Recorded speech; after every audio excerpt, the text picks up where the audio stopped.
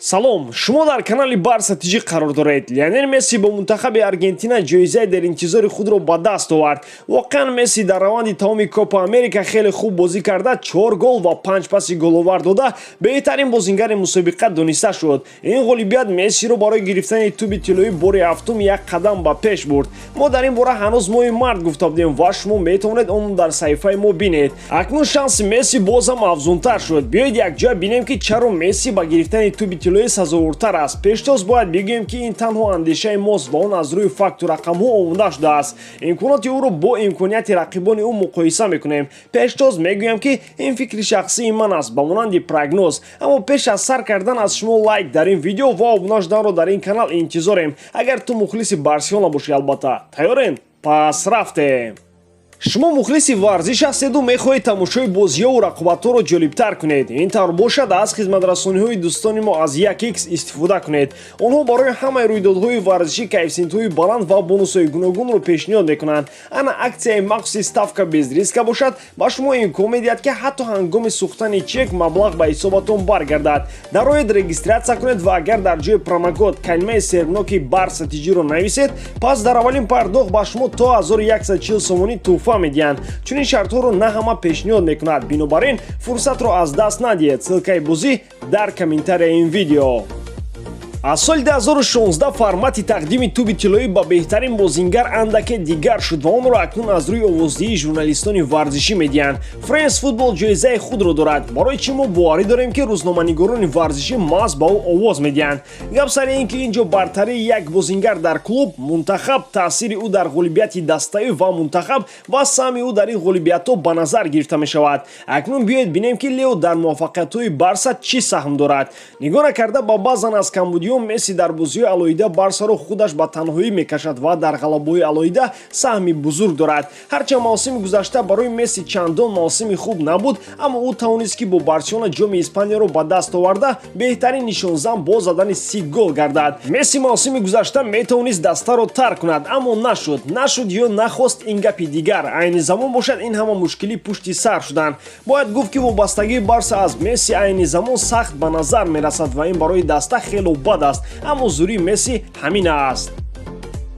мунтахаби Аргентина ва Месси ин мафҳумҳои ба ҳам сахт пайванданд. Месси бо мунтахаби ватани худ 4 финал аз ҷумла 3 финали Копа Америка ва 1 финали чемпионати ҷаҳонро бохта аст. тобистони соли 2021 Копаи Америкаи навбатӣ баргузор шуд ва Месси беамто Аргентинаро то финали ин ҷом бурд. нигоҳ накарда ба оне ки дар раванди ин мусобиқа ӯ 34 сола шуд, гӯё ҷавонии нав эҳё карда бошад. аз 12 голи задаи аргентиниҳо дар 9 саҳми Месси калон аст. ӯ 4 гол зада 5 паси головар аст. дар бозии нимфинал бо Колумбия Месси 6 бозингари ҳарифро дар корти зард шинон ки шаҳодати нотакрор будани ӯст.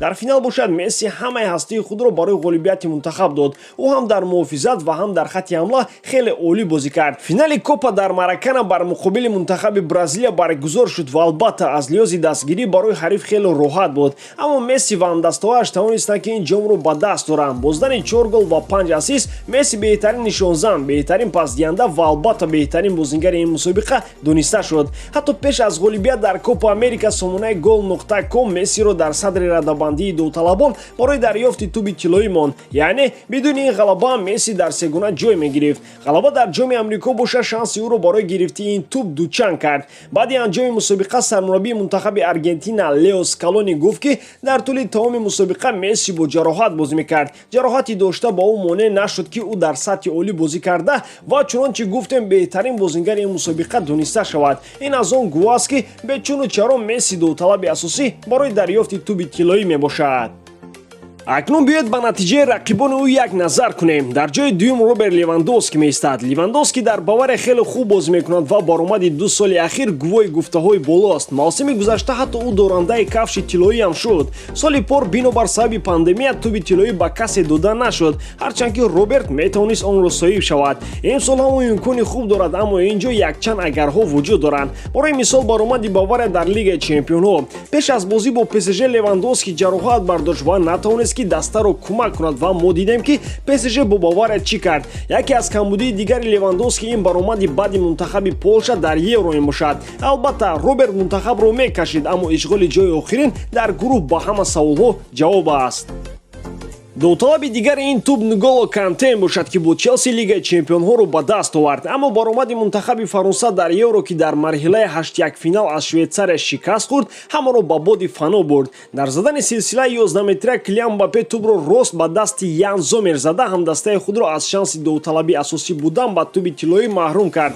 Аслан бо ин пеналти наздан Мбаппе на танҳо ки Канте, балки худашро ҳам аз рӯйхат дур кард, зеро бозии хуб дар Лигаи Чемпионҳо ӯро то нимфинал овард, аммо бозам баромади бади ӯ дар Евро ӯро аз довталабӣ берун кард. Чунин андешаро метавон нисбати довталаби ҳамешагии ин тӯб Роналдо гуфт. Албатта ӯ дар Евро хеле хуб бозӣ карда ва ҳатто 5 гол ҳам зад, аммо баромади ӯ дар Ювентус боз беҳбудӣ мехоҳад. Довталаби дигар ва рақиби Месси ин Кевин Де Брюйне аз Ман Сити ва мунтахаби Белгия мебошад. Де Брюйне финали Лига Чемпионҳоро бохт ва дар Евро бошад бо иллати ҷароҳатҳо на дар ҳамон бозиҳо бозӣ кард. Белгия ҳам то нимфиналу финал нарасид, аммо ғайр аз ин ба Белгия шӯҳрате ки миёни васоити ахбори умма лозим аст намерасад. Ёд доред вақте Лео Месси бо чунин обрӯӣ дошта дар миёни васоити ахбори умма Вирҷил ван Дейк ки шӯҳратиёро гузашт, ана ҳамин вақт ба Ван Дейк обрӯ миёни васоити ахбори умма намерасид.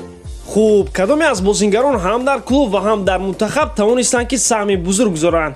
Жоржино дар мунтахаби Италия дар миёнаи майдон хеле хуб ба чашм мерасид, аммо дар Челси на ӯ, балки Канте чашмрастар аст.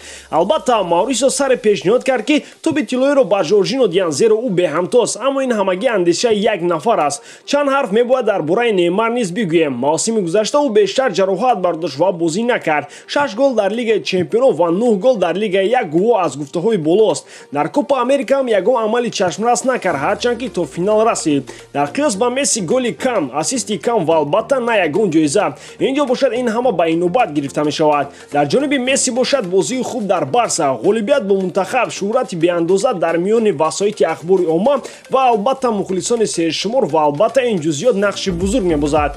Бозам аз ҳамон вазъияти Ван Дейк ёдовар мешавем. маҳз ҳамин ҷузъиёт Мессиро дар гирифти тӯби Тиллои кӯмак кард. Коршиносон ба ин назаранд ки бисёриҳо ки фанати Месси мебошанд, маҳз ба ӯ овоз медиҳанд. Хулас, хело ягон чизи ғайриоддӣ рух доданаш дар кор ки Месси ҷоизаро нагирад, аммо агар Месси баъди истироҳат дар сатҳи баланд бозӣ кунад, пас тамоми шубҳаҳоро дар бораи довталаби асосӣ будан ба тӯби Тиллои дар соли 2021 аз байн мебарад. мо бошем як бори дигар ӯро бо гирифти Копа Америка муборакбод мегӯем ва хониҳонем ки зудтар ҷароҳати худро шифо бахшида моро бо бозии зебо шод кунад. шумо метавонед андешаҳои худро оид ба ин мавзӯъ нависед. бо шумо ман Муҳаммад Гаиров, хай дар паноҳи Аллоҳ.